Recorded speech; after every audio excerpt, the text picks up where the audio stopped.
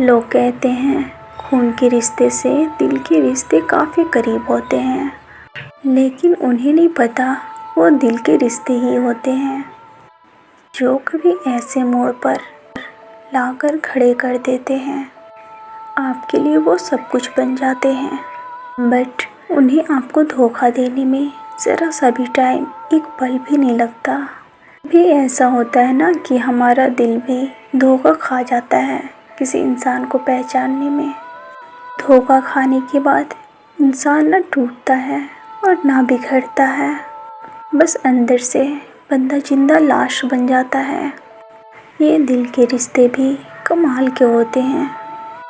अगर रिश्ते निभाने की हिम्मत और शौक़ ना हो तो फिर रिश्ते बनाए क्यों।